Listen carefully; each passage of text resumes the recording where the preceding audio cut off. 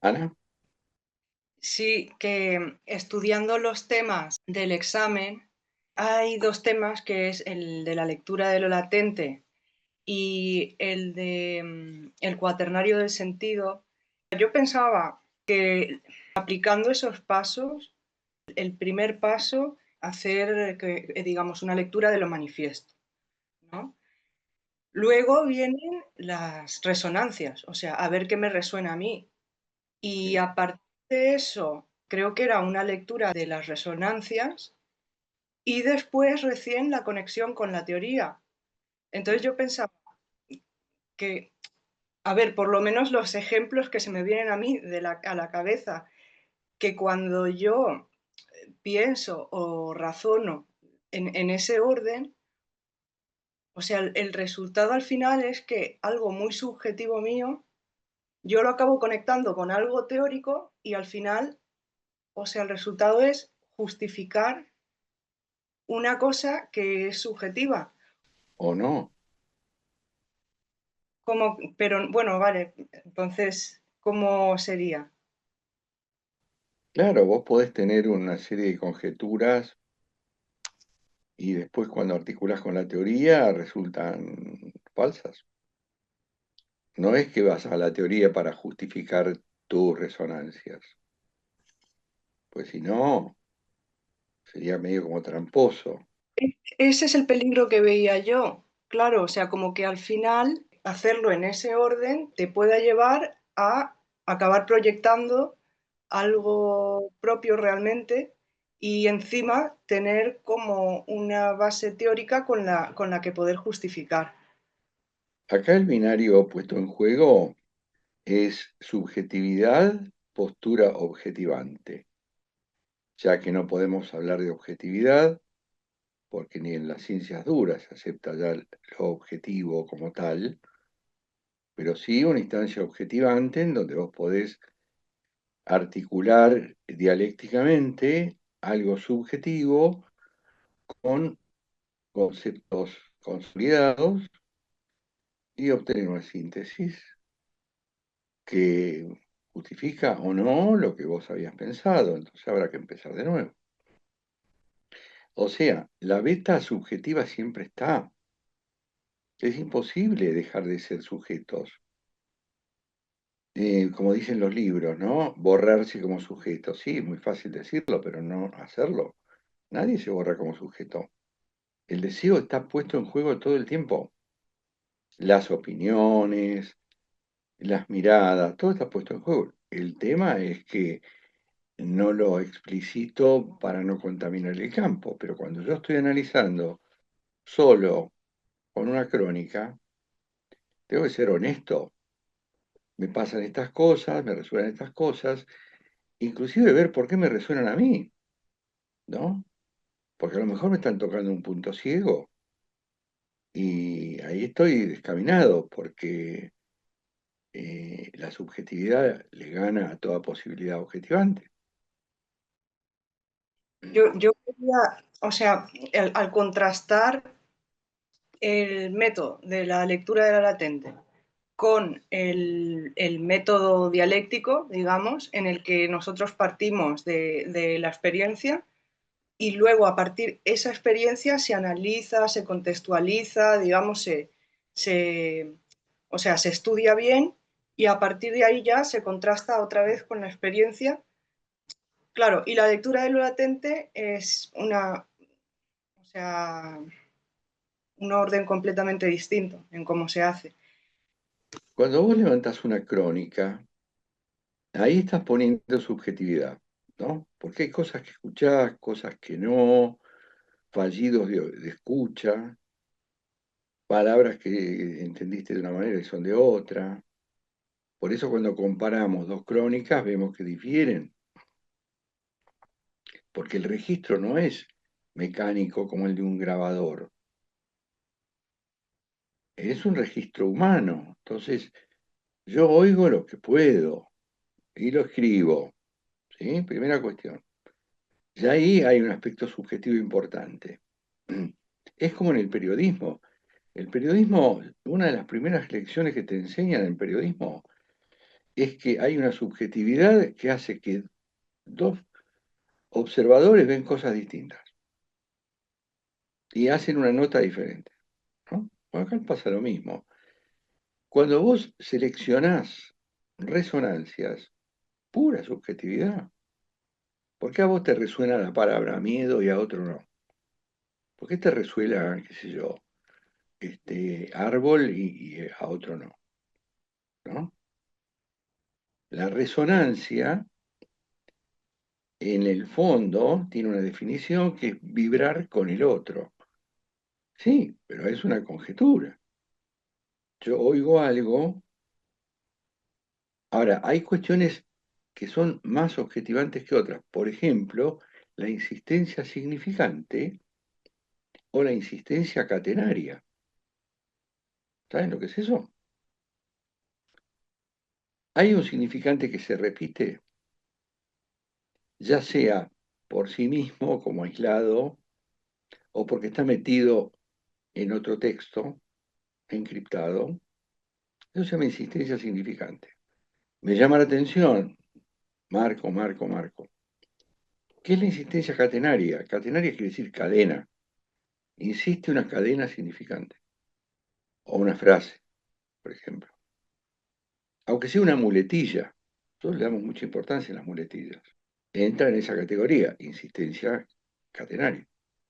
Una vez que yo hice todas esas marcaciones, las leo con prescindencia del resto del texto, porque tengo que restringir el campo, ya que tengo un fárrago de palabras infinitas que no hay por dónde agarrarlas. Y además asocio libremente, lo cual es otra instancia subjetiva. Asocio. Esto que me resuena, ¿con qué lo conecto? Y por supuesto tengo en cuenta al grupo, la historia grupal, quién habló, cuáles fueron las intervenciones de la coordinación, todo eso lo tengo en cuenta. Y después voy al ajuste de la teoría para meterme en caja de alguna manera, y no en forma absoluta, de manera que puedo. Y digo algo, por ejemplo, acá está pintando un organizador grupal tal, y después hago un intento de lectura de lo latente, siempre provisorio, siempre conjetural. Santiago. Sí, ahí en eso que decías de la insistencia catenaria, me pongo a pensar que vos creo que en alguna de las clases hablaba de esto de tener ese tacto a la hora de la intervención, digamos, ¿no? De ser provechoso en la intervención para dar ese salto cualitativo desde instalar el campo de lo simbólico en esa insistencia catenaria para no traer algo de más de lo mismo, digamos, ¿no? No ser redundante justamente en esa cadena significante que el paciente, por ejemplo, esté hablando desde un campo de lo imaginario, cómo poder traer algo en eso que insiste para ver si a través de esa intervención se puede dar un salto en el pentagrama, digamos, y pasar a un registro de lo simbólico, a ver si eso le hace un salto de pentagrama, digamos. También tienen que tener en cuenta, ya que hablaste de lo imaginario y lo simbólico, la diferencia entre el enunciado y la enunciación. O sea, hay un movimiento retroactivo, que se llama resignificación retroactiva, en donde el coordinador toma un significante, una frase, lo que fuere, y la dice de otra manera, escandida, fragmentada, con otro ritmo, y ya el grupo la escucha de otra manera, y ahí se produce el insight o el salto cualitativo. O sea, aparece el sujeto de la enunciación. Eso otro que pasa inadvertido, pero que está ahí. Por eso hay que desarrollar una escucha fina para todas estas cosas. Y que tenga que ver, porque no se le puede decir al grupo cualquier cosa.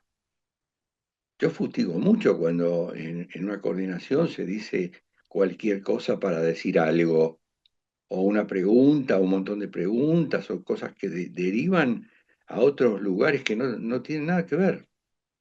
Por eso esto es una exigencia de la función, que uno pueda articular lo que se está diciendo con algo teórico, con algo de la historia grupal, y que al grupo le sirva, tenga utilidad para el grupo. Porque si yo me dejo llevar por mi yo narcisístico, hago preguntas porque tengo curiosidad y eso no sirve para nada. Sí, o intervenís del completamiento, digamos. Claro, en análisis, por ejemplo, yo como superviso analistas o psicólogos, de repente hay un desvío, por ejemplo, mi hermano me debe plata. El tipo le dice, ¿y de qué se ocupa tu hermano? ¿Qué te importa? ¿Qué te importa si es mecánico, ingeniero, abogado? Es una curiosidad y este es un tema radical en la intervención. La curiosidad del coordinador viene del yo terminal que se desvía aprovechando cualquier camino. ¿Qué le tengo que preguntar de qué trabaja el hermano? ¿Es operativo? Ahora sí, si me está diciendo algo que sí implique la actividad del hermano porque lo dijo la persona, yo tengo que ser muy fiel a lo que dice el otro. Si me dejo llevar por mis curiosidades, por mi afán de chusmear, mi afán de saber más de la familia, estoy perdido. Esto hay que entenderlo porque no se puede decir cualquier cosa en el grupo operativo desde la función. Puede ser muy perjudicial y además transmite mal lo que es una función. Yo puedo dar clases teóricas días y días sobre qué es coordinar un grupo, pero hay ciertas cosas que son sutiles que hay que marcarlas in situ, en el momento.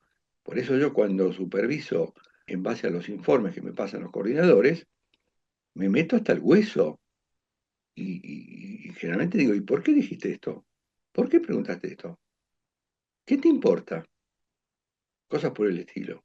¿Por qué interviniste acá rompiendo la cadena que venía siguiendo adelante el grupo, ¿no? Con su discurso? De repente hay alguien que interrumpe porque le picó un bicho y dijo, bueno, vamos a meternos ahí, así me hago ver. Hay que darse cuenta que el narcisismo está a full ahí. No, nosotros no estamos en eso. El coordinador está en un tono neutral, abstinente, fuera de toda cosa, mirando y aportando. Si no aporta, no sirve para nada. ¿Qué me sirve a mí un coordinador que está ahí para engordar su ego, su narcisismo, su protagonismo? No sirve para nada. Entonces, en eso voy muy al hueso porque tengo que formar gente que sepa intervenir. No es cualquier conversación. O, por ejemplo, chistes que se dicen en los grupos. A veces hay coordinadores que hacen chistes. ¿Tiene sentido? ¿Tiene sentido que un analista, vos, Santiago, que sos psicólogo, tiene sentido que vos le hagas un chiste a un analizante? Ningún sentido.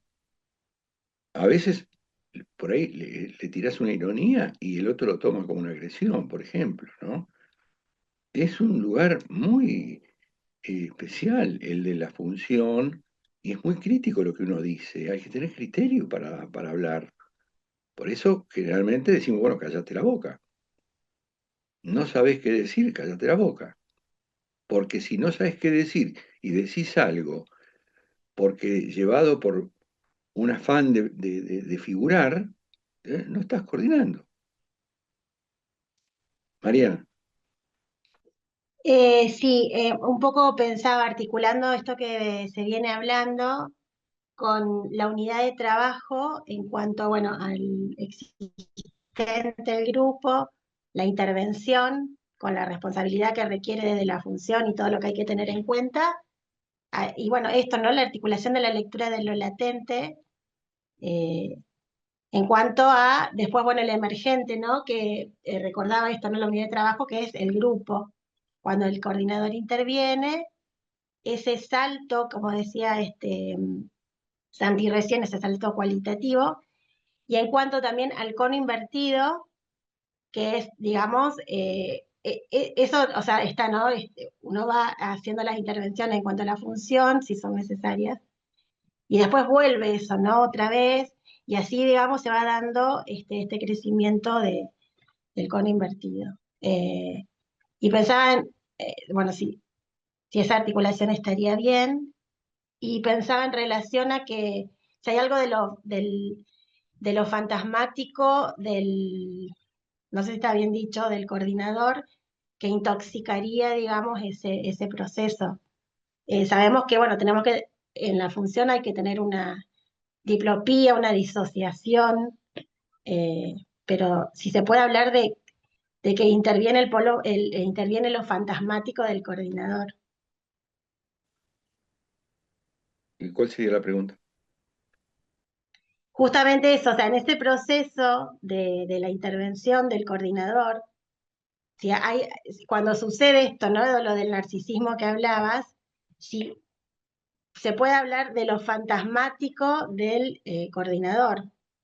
A eso voy. O sea, hablamos de que es el grupo operativo y bueno, y en este crecimiento de la tarea que la función del coordinador es ir ayudando en eso al grupo, si le sucede eso al coordinador, si hay algo de lo fantasmático de eso, de que él se prende en eso. ¿Me explicó? Bueno, nosotros no podemos prescindir del fantasma.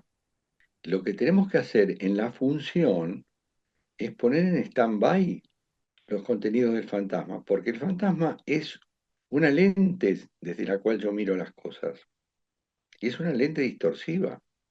Entonces, hay un esfuerzo puesto en separarme de eso. No digo que se logre del todo, ya sabemos que no, pero el esfuerzo tiene que estar, porque si no, la idea, la noción de disociación instrumental es hueca. O sea, no puedo jugar mi persona ahí. Tengo que estar atento al grupo.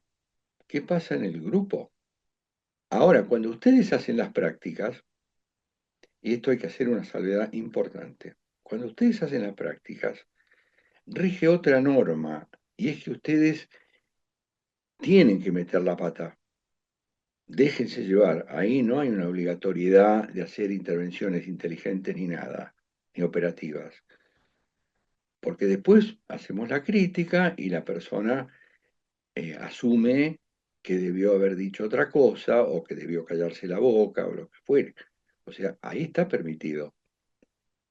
Es parte del aprendizaje, equivocarse, se lo dije siempre. Patricia. Yo te quería consultar por la coordinación, porque este año, si bien es opcional, vamos a tener que co-coordinar, porque somos equipos de a dos. Y por lo menos en nuestro grupo no tuvimos experiencia de co-coordinación. Entonces, si nos podés explicar un poco cómo funcionaría, porque en el devenir del grupo, digamos, uno va a pensar en la práctica que hicimos una sola, uno va, bueno, detectando lo que es necesario, tiene una intervención, pero ¿cómo sería de a dos? Porque uno no se puede poner de acuerdo, ¿sí? Es lo que va pasando en el grupo. Si nos podés aclarar, por lo menos a mí, que estoy un poco perdida con eso. Bueno, en el grupo real, si es que existiera, los coordinadores se sientan juntos. ¿Por qué? Porque conversan, porque están inclusive mirándose los cuadernos. Acá no se puede. Podría haber una comunicación fuera de lo grupal entre las dos personas, eso sí, existe y se hace. Ahora, en un equipo de coordinación rige el rasgo unario, o sea, es uno y uno, no son dos, es uno y uno. Quiere decir, son dos singularidades que tienen distintas historias, distintos fantasmas, distintas formaciones inclusive. Aunque sea en la misma escuela, han entendido las cosas de manera diferente. Entonces, siempre hay uno que arranca y hace una intervención. El otro puede intervenir o no. Si le parece que está todo bien, bueno, el grupo seguirá adelante. Si le parece que hay que acotar algo, hay tres posibilidades que creo que ya las he mencionado. Primero, la intervención homóloga del segundo, del co-coordinador, vamos a decir, porque siente que hay que ampliar lo que dijo el primero. Es un aporte. Una segunda posibilidad es la intervención complementaria. Quiere decir que no amplío lo que dijo el primero, sino que aporto otra mirada de lo mismo que no contradice lo anterior. Y después está la que no puede pasar, que es la suplementaria. No estoy de acuerdo con lo que dijo el otro, lo desmiento en público, pues yo puedo no estar de acuerdo, pero guardármelo, o decírselo por WhatsApp. Che, ¿por qué dijiste eso, por ejemplo, no? Pero eso no puede trascender al grupo, porque ahí se mueve el encuadre. El encuadre empieza a ser figura y no fondo. Bueno, la experiencia que yo les conté es bastante elocuente. Ahí hubo un momento de vacilación del dispositivo porque hubo un enfrentamiento entre una coordinadora y yo. Además con mala onda, porque evidentemente había enojo, había cosas que no debieran estar en una función, ¿no? La función es neutra, la función es criteriosa, es castratoria para uno mismo. Estas son experiencias alrededor de la castración. O sea, no hay cabida para el narcisismo acá. Uno puede tener una idea brillante y no servir para nada, o entorpecer un proceso. Yo también he visto coordinadores que faltando, por ejemplo, no sé, 20 minutos para que termine el grupo, se ponen a diseñar el cierre. Y están todo el tiempo perdiéndose lo que el grupo dice para diseñar un cierre inteligente. La cuestión de la inteligencia es una tragedia. La gente que quiere mostrar que es inteligente es una tragedia. Narcisismo puro. ¿Para qué sirve? Te perdiste un montón de texto grupal para armar una poética final maravillosa que no le sirve a nadie más que a vos. Lo he visto. Esto pasa. Y cuando vos tenés muchos años en grupos, en instituciones, en equipos, y ves de todo. Entonces, en la cocoordinación hay que tener ese cuidado. Respetar al que habló primero. Si hay que aportar, se aporta. Si hace falta. Siempre pregúntense eso. ¿Hace falta? Porque cualquier exceso es peor que los defectos. Los excesos llenadores, como dijo Santiago, son nocivos, son muy nocivos. La gente no tiene demasiada idea de qué significa y la importancia que tiene el par narcisismo-castración. De hecho, la castración es algo que está en cuestión. Nosotros vivimos sociedades en donde no hay una transmisión o una enseñanza adecuada sobre la castración. De pronto parece un texto freudiano ahí descolgado, pero en la práctica concreta, los padres, por ejemplo, estamos para castrar a los hijos en forma simbólica. ¿Y qué es la castración? Es ubicar al tipo en su lugar, modesto, sencillo, humilde, donde tenga la noción de que no lo puede todo, de que no es omnipotente, de que no es la pieza que falta en un rompecabezas para que la cosa cierre del todo. Lo nuestro no es eso. Lo nuestro es un poquito de algo. Pero claro, por algo Freud dijo una de las tragedias más grandes de la humanidad es el narcisismo. El narcisismo puede terminar en una guerra de un solo tipo, si tiene suficiente poder. Y ya sabemos lo que es el poder, ¿no? Bueno, en esto que estamos nosotros, el poder tiene otro sesgo. Más se tiene cuanto menos se ejerce. Pero hay gente que dice, bueno, yo me tengo que hacer ver acá porque si no estoy pintada. Sí, sí, pero yo prefiero que estés pintada y no que digas boludeces. Que enseñan mal, que transmiten mal una noción al grupo. Porque son gente que después va a coordinar grupos. En nombre de nosotros, de la escuela. Yo no puedo permitir eso. Ahora que se me escapan todas las tortugas y todas las liebres, sí, seguro. Tampoco puedo controlarlo todo, pero por eso insisto todo el tiempo y por eso soy riguroso con los coordinadores y con las supervisiones. No les dejo pasar una. Ahora, que siguen cometiendo errores, ya lo sé, sí, ya lo sé, y bueno, es parte de la cosa. Fabiana. Bueno, yo vuelvo con el tema que estaba hablando Ana acerca de los latentes y los manifiestos y voy a preguntar acerca de la constelación de goces en cuanto a la búsqueda de qué tipo de organizador grupal organizaría cuando estamos en función, observando ese grupo. Y mi pregunta va en cuanto a esa constelación de goces. Eh, yo observo, por ejemplo, que hay un grupo terapéutico y quiero sacarlo de ser grupo terapéutico, y en cuanto a identificar ese goce, ¿qué tendría que hacer? Si me podrías hablar un poco acerca de eso. A ver, en todo grupo operativo circula el fantasma de que es terapéutico. Es un deseo profundo de cualquiera de nosotros. Porque el grupo tiene su costado negativo y positivo muy fuertes. Lo negativo es conspirativo históricamente y lo positivo es un intelectual colectivo que produce más que un solo sujeto. Como dice el Eternauta, nadie se salva solo. Ahora, vos como función estás a la pesquisa de cuál es el organizador grupal. Y es muy fácil saber, por ejemplo, cuando el organizador es la constelación de goces. Porque todo el mundo está gozando individualmente, pero en conjunto, como si se hubieran puesto de acuerdo con algo. Por ejemplo, con chivar a uno, o con sabotear la tarea, o con convertir justamente el grupo en grupo terapéutico porque están todos encajados en el polo fantasmático. Entonces, vos que ves eso, decís, ah, bueno, este organizador, constelación de goce, está funcionando.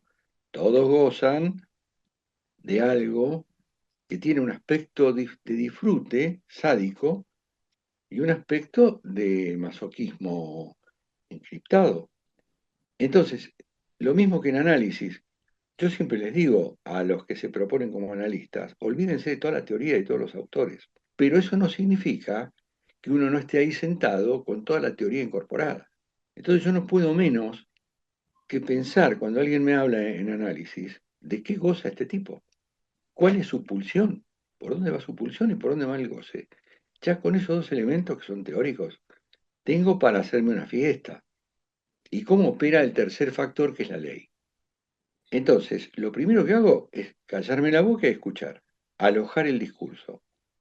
Ustedes como coordinadores hacen eso, alojan el discurso del grupo. El grupo es libre hasta un punto, porque acá hay una sola cosa que está prohibida, que es la agresión, ya lo saben.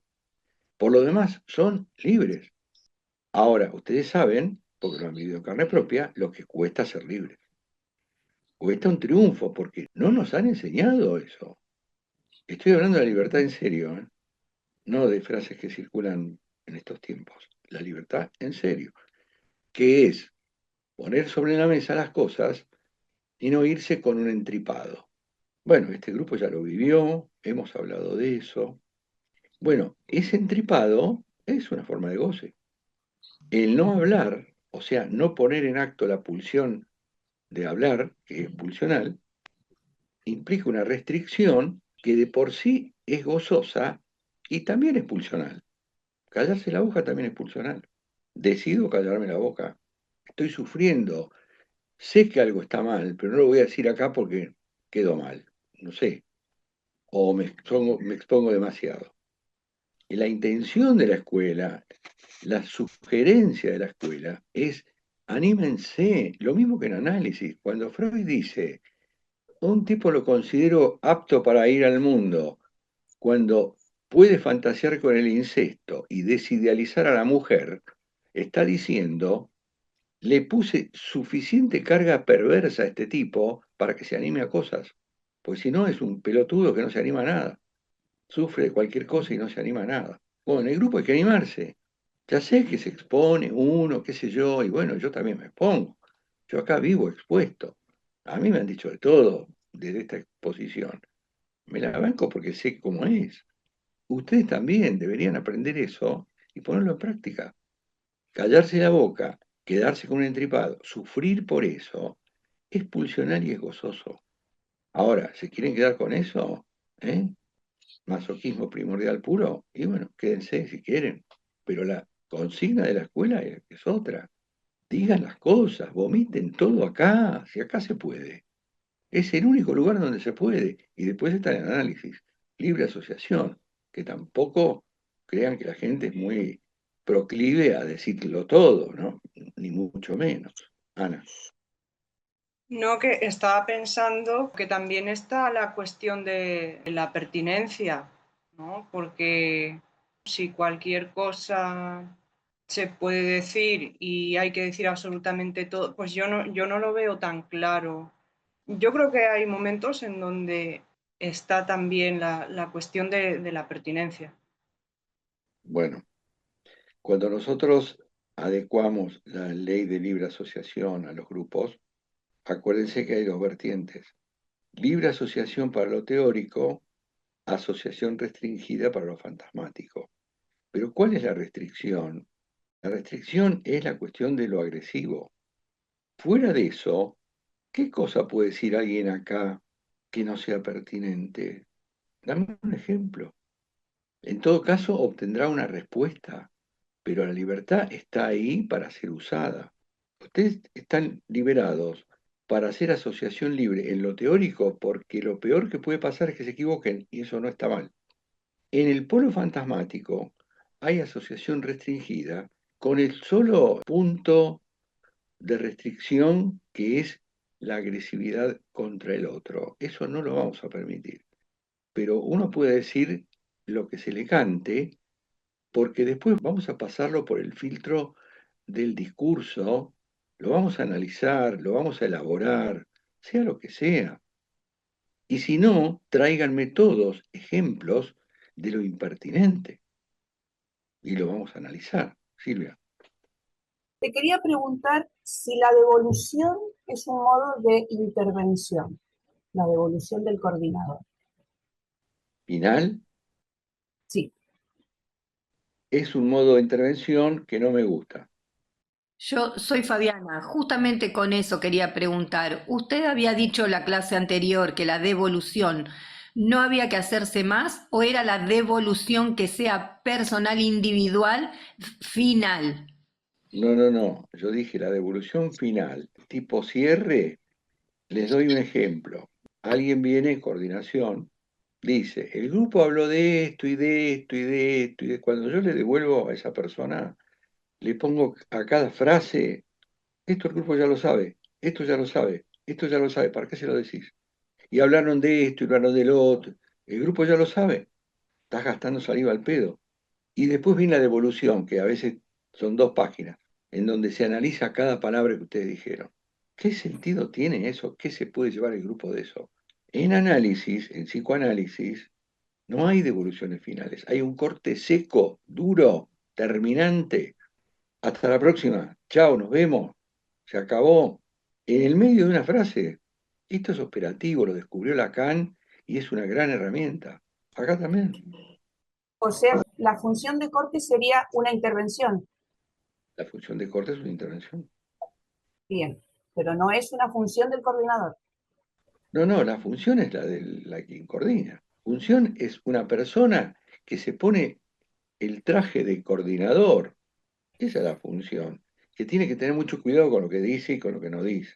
La persona no tiene ese traje, tiene un montón de trajes. Dice lo que quiere, lo que fuere. Una función es muy restringida, tiene mucho menos grado de libertad que un rol. Ahora, que la gente se bandea para un lado o para otro, sí, la gente hace lo que puede y a veces lo que quiere. Bueno, después se encuentra con una supervisión que le pone los puntos. Inclusive yo les digo, ¿viste? Yo a vos te voy a sacar buena o te voy a sacar. Connie. Con esto de la devolución al grupo, por ejemplo, ¿no? Con la lectura que uno hace, con las resonancias o lo que uno llegue a captar, esa lectura, ¿en qué momento se le da al grupo? Como para ese plus de que se quede con algo también. En tiempo real, durante el transcurso del grupo. El grupo dice algo. Si vos sos coordinadora, querés intervenir y hace falta, subrayo esto, decís algo, no te lo guardás para el final, porque es como un paquete que va juntando, juntando, juntando, no decís nada y al final tirás una tonelada de cosas del grupo que nadie puede abarcar, no sirve para nada. Por supuesto que hay gente que dice, che, qué bien, qué buenas lecturas, qué buenas lecturas. Sí, pero no sirven. La lectura sirve cuando es puntual en el momento, cortito al pie, se terminó. Que siga el grupo. Santiago. Aprovecho la intervención de Connie como para, me parece también traer algo similar que he visto en las coordinaciones, tanto de primero como de segundo, después cuando hice la observación, me parece, ¿no? Es una opinión que tengo. Que por ahí la escuela, a través de los coordinadores, alientan mucho a eso que decía Connie recién, a como esperar el final para dar una devolución.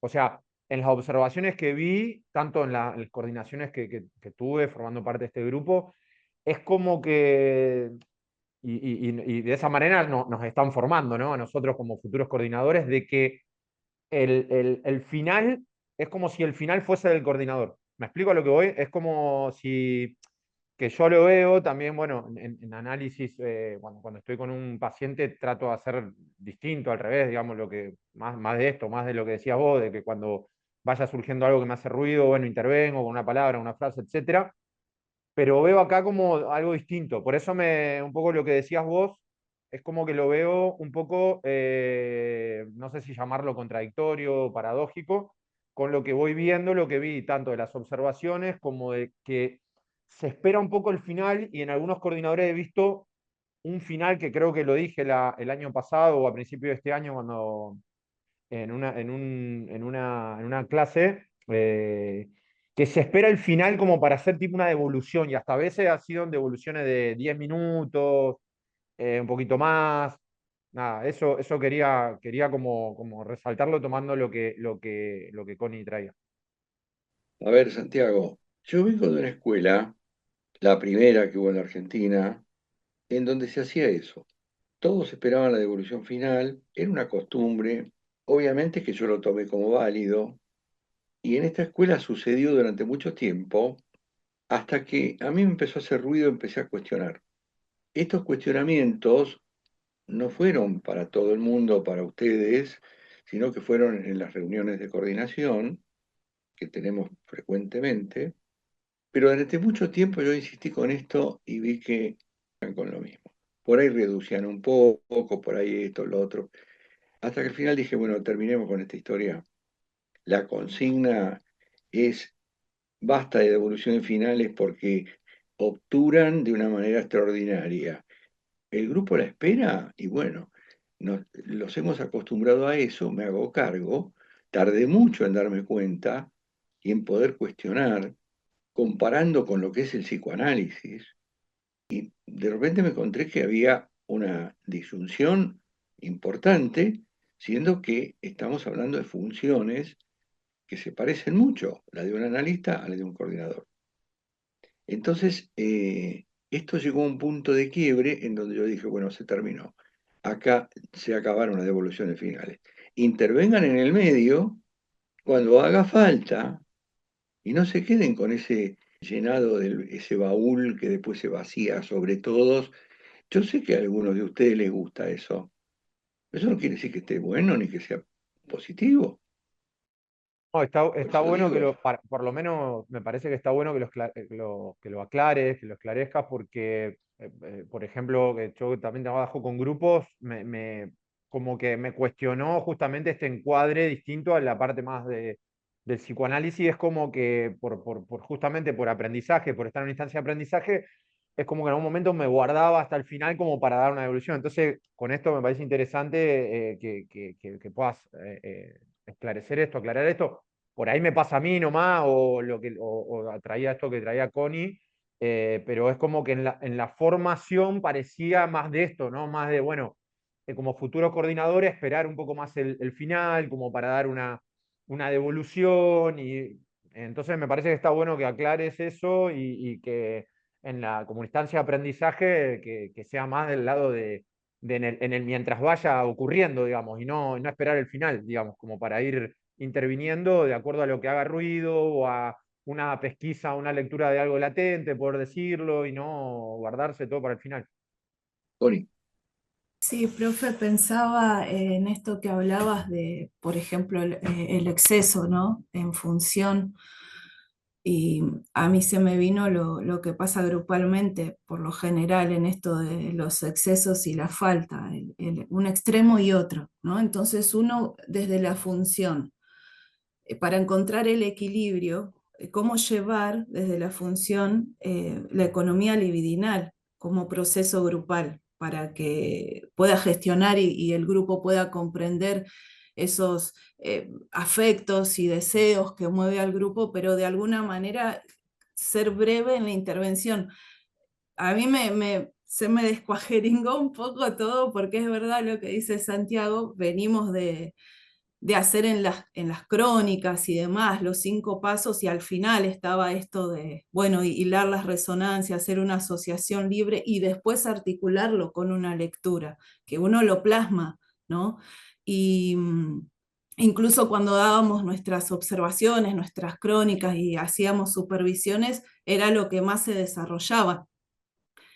Y ahora digo, bueno, si yo capto alguna lectura en esa intervención al grupo, cómo hacerlo breve y justamente no ser tan volado y poder articularlo con teoría. Y si quizás el grupo en ese momento no está hablando de esa teoría, es como que, no sé si se entiende un poco, pero más que nada transmitir esto de poder hacer una economía libidinal en el grupo cuando se trate de excesos y falta, de poder gestionar ese equilibrio. A ver, primero, el método de los 5 pasos son pasos lógicos, pero cuando uno está canchero, lo hace de una. No necesitas 5 pasos, lo haces de una. Entonces, cuando lo tenés incorporado, intervenís cuando hay que intervenir, con alguna intervención corta, que sea operativa, sirva para algo, porque este es el punto. ¿Sirve o no sirve lo que dice el coordinador? ¿Tiene efecto o no tiene efecto? ¿Produce una idea de trabajo o no? Hay mucha cosa personal de la necesidad de estar presente, ya sea con intervenciones constantes, a veces inclusive contestando alumno por alumno, lo cual eso ya no es grupo, es un diálogo de a uno y de a uno y de a uno. O si no, la intervención final, que es impresionantemente larga, que no sirve para mucho, porque ¿qué podés obtener de todo eso? Bueno, es la hora, así que nos vemos la próxima.